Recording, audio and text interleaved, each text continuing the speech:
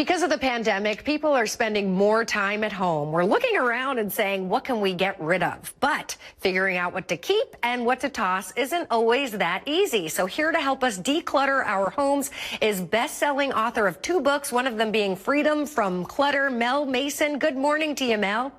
Good morning, Alia. So great to be here. Thank you. Now, where do we start with all this? I mean, literally down to what item? Clothing, the garage? What do we do? First, I always tell my clients to start with 1 square foot at a time. People want to tackle the whole project all at once, and you can't tackle it all at once. You have to start small and build your way up. So you don't do the whole garage, you don't do your whole closet. You start with 1 square foot at a time, just looking at this small area, and you kind of sort things into general categories so you actually get a visual of what you have before you make any decisions. Then when you can see what you have in front of you, it makes it that much easier to decide what to let go of and what to keep. Because if you just have this big pile, people want to throw it in a big pile in front of them, and that gets really overwhelming. They take the whole closet out and throw it on the bed, or they take the whole box and dump it in front of them. Well, that just creates more chaos.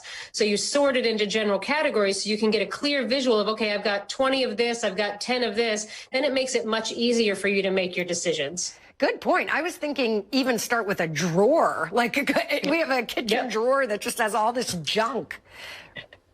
Yep, a small drawer, a small box, a small surface, as long as you just start small. I use the 1 square foot by 1 square foot as a guide. Okay, now the next big question is obviously, how do you decide what to keep and what to toss? You know, letting go is really a muscle that you start to build over time. People that have accumulated stuff over years aren't in the habit of letting go. They're in this clenched, contracted state. So you don't let go of everything all at once. And people think that they're going to. It requires you going through your stuff more than one time. So just the process of looking at it, sorting it, and then taking one item at a time and actually looking at it and saying, am I going to keep this or am I going to let it go?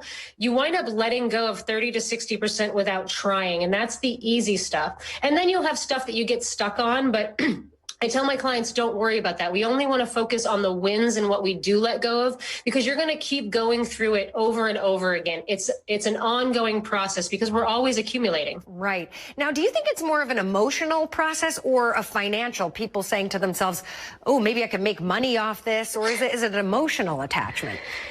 People want to make money off stuff, but most of it's an emotional attachment. See, my premise is that the outside is simply a mirror of the inside, and it all comes from internal clutter. We all carry the same internal clutter within us. It just expresses itself in different ways. Some it's accumulated clutter in their physical environment. Some it's drug and alcohol addiction. Some it's excess weight, those love handles that we carry. But it all comes from the same inner stuff, which is repressed emotions, resentments, fears, and limiting beliefs. Very interesting. Now, I know in each household, if you have a partner, there's one that kind of hoards and the other that's saying, throw it away. What do you do in that situation where my husband wants to keep everything and I want to toss it?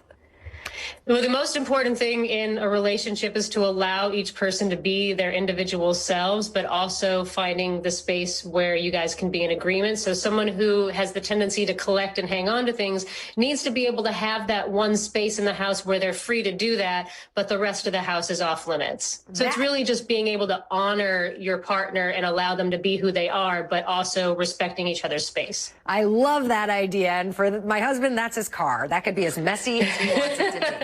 Mel Mason, thank you. These were great tips. We've enjoyed having you on this morning. Thanks so much. We'll be right back.